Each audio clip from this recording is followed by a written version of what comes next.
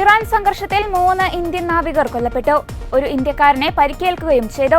DG shipping ആണ് ഇക്കാര്യം സ്ഥിരീകരിച്ചത്. വിദേശ കപ്പലുകളിൽ ജോലി ചെയ്തിരുന്ന ഇന്ത്യൻ നാവികരാണ് കൊല്ലപ്പെട്ടത്. ഇന്ത്യൻ കപ്പലുകൾ ആക്രമണത്തിനിരയായിട്ടില്ല എന്ന് DG ഷിപ്പിംഗ് വ്യക്തമാക്കി. കപ്പലുകൾക്കും നാവികർക്കുമായി കൺട്രോൾ റൂം തുറന്നു. അതേസമയം ഇറാന്റെ പരമോന്നത നേതാവ് ആയത്തുള്ള അലി ഖമേനിയുടെ കൊലപാതകത്തിൽ തെറ്റായ വിവരങ്ങൾ പ്രചരിപ്പിച്ചെന്നാരോപിച്ച് മാധ്യമ സ്ഥാപനങ്ങൾക്കെതിരെ കേസെടുത്തു. ജമ്മുകശ്മീർ പോലീസാണ് കേസെടുത്തത്. ക്രമസമാധാനം തകർക്കുന്ന രീതിയിൽ വാർത്തകൾ നൽകിയെന്നും തെറ്റായ വിവരങ്ങൾ പ്രചരിപ്പിച്ചുവെന്നും FIR-ൽ പറയുന്നു. ഇറാനെതിരെയുള്ള സൈനിക നടപടി തുടരുമെന്ന് ഇന്നലെ US പ്രസിഡന്റ് ഡൊണാൾഡ് ട്രംപ് വ്യക്തമാക്കിയിരുന്നു. ഗൾഫ് മേഖലകളിലും സംഘർഷം രൂക്ഷമായിക്കൊണ്ടിരിക്കുകയാണ്. ഇതിനിടെ കുവൈറ്റിലെ അമേരിക്കൻ എംബസി തൽക്കാലത്തേക്ക് അടയ്ക്കുകയും ചെയ്തു. അതേസമയം ഇസ്രായേൽ വിടുന്ന അമേരിക്കൻ പൗരന്മാരെ നേരിട്ട് സഹായിക്കാൻ കഴിയില്ല എന്ന് ഇസ്രായേൽ അമേരിക്കൻ എംബസി വ്യക്തമാക്കിയിരിക്കുകയാണ്.